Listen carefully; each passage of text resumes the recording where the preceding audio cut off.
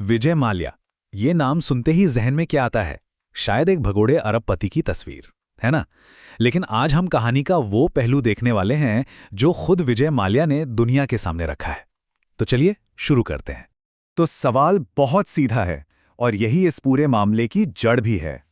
क्या विजय माल्या सच में एक भगोड़े अरबपति हैं या फिर उन्हें एक राजनीतिक बलि का बकरा बनाया गया? आज हम उनके नजरिए से इस सवाल का जवाब ढूंढने की कोशिश करेंगे। देखिए, सालों की खामोशी के बाद माल्या ने हाल ही में अपनी बात रखने का फैसला किया। उनका साफ साफ कहना है कि वो एक विशियस मीडिया ट्रायल का शिकार हुए हैं, जिसने उनकी एक खास तरह की छवि बना दी है। तो आज हम उनकी तरफ की कहानी को समझेंगे, जैसा उन्होंने खुद बताया है। इस कहानी को समझने के लिए हम सबसे पहले देखेंगे कि उनकी वो मशहूर छवि बनी कैसे, फिर किंगफिशर एयरलाइंस के बनने और बिखरने की कहानी, विवाद के केंद्र में जो आंकड़े हैं वो क्या कहते हैं और उन पर लगे आरोपों पर उनका क्या जवाब है, और आखिर में ये समझेंगे कि वो खुद को हीरो से जीरो बनता हुआ कैसे देखते हैं। तो सबसे पहले बात करते हैं उस इमेज की जिसने विजय माल्या को घर घर में एक जाना पहचाना नाम बना दिया। ये किंग ऑफ गुड टाइम्स वाली छवि आखिर बनी कैसी थी? यहाँ पे ना दो अलग अलग कहानियां आपस में टकराती हैं।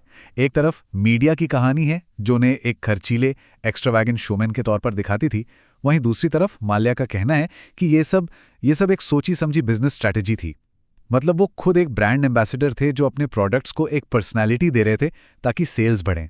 और उनका सबसे मशहूर नाम the king of good times, वो भी इसी स्ट्रैटेजी का हिस्सा था। माल्या दावा करते हैं कि ये टैगलाइन उनके लिए थी ही नहीं, ये तो किंगफिशर बीआर की टैगलाइन थी जिसे मीडिया ने गलती से उनकी अपनी पहचान बना दिया। चलिए अब आगे बढ़ते हैं कहानी के उस हिस्से पर जो शायद सबसे ज्यादा चर्चा में रहा, किंगफिशर एयरलाइंस, उसका शानदार लॉन्च और फिर उसका जमीन पर आ जाना।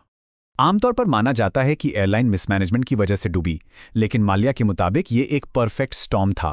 वो 2008 के ग्लोबल फाइनेंशियल क्राइसिस, कच्चे तेल की आसमान छूती कीमतें जो $140 प्रति बैरल तक पहुंच गई थी, फ्यूल पर भारी भरकम टैक्स और विदेशी निवेश पर सरकारी रोक जैसे बाहरी कारणों को इसकी वजह बताते हैं। और यहाँ माल्या एक बहुत बड़ा, एक सनसनीखेज दावा करते हैं। उनके अनुसार जब 2008 में उन्होंने तत्कालीन वित्त मंत्री से एयरलाइन का साइज छोटा करने की बात कही तो उन्हें कहा गया कि ऐसा मत कीजिए, आप काम जारी रखिए, बैंक आपका पूरा सपोर्ट करेंगे। अब आते हैं इस पूरे विवाद के दिल पर, यानी पैसों पर, आंकड़ों पर। चलिए माल्या के नजरिए से इन नंबर्स को समझने की कोशिश करते हैं। ये वो नंबर है जिसे सब जानते हैं, 9,000 करोड़ रुपए। किंगफिशर लोन डिफॉल्ट से जुड़ा सबसे चर्चित आंकड़ा यही है। लेकिन माल्या इस आंकड़े को नकारते हैं। उनका दावा है कि असल मूलधन और ब्याज मिलाकर कुल बकाया रकम 6,203 करोड़ रुपए थी, 9,000 करोड़ नहीं। और ये अगला आंकड़ा तो और भी चौंकाने वाला है। माल्या का दावा है कि अधिकारियों ने उनकी जब्त की गई संपत्ति से अब तक 14,100 करोड़ रुपए वसूल कर लिए हैं, जो उनके हिसाब से असल कर्ज से दोगुने से भी ज्यादा है।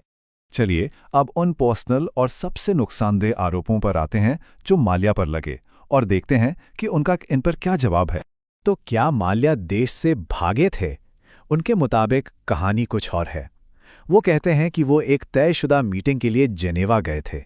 ये कोई भागना नहीं था, लेकिन जब वो वहां थे, भारत सरकार ने उनका पासपोर्ट ही रद्द कर दिया, जिससे उनकी वापसी का रास्ता ही बंद हो गया। ये एक ऐसा सवाल है जो किंगफिशर के पतन से जुड़ा सबसे तकलीफदेह पहलू है। आखिर कर्मचारियों को उनकी मेहनत की कमाई, उनकी सैलरी क्यों नहीं मिली? इस पर माल्या का जवाब ये है कि उन्होंने कोशिश की थी। उन्होंने अपने फ्रीज किए हुए 260 करोड़ रुपए इस्तेमाल करने के लिए कोर्ट से इजाजत मांगी ताकि सैलरी दी जा सके, लेकिन उनके मुताबिक बैंकों ने इसका विरोध किया और कोर्ट ने अर्जी खारिज कर दी। तो एक तरह से वो इसकी जिम्मेदारी बैंकों और अदालतों पर डाल रहे हैं। अब उस घटना की बात करते हैं जिसने पब्लिक में बहुत गुस्सा पैदा किया, उनके 60वें जन्मदिन की वो ग्रैंड पार्टी। सवाल यह है कि जब कंपनी बर्बाद हो चुकी थी तो ऐसी पार्टी क्यों?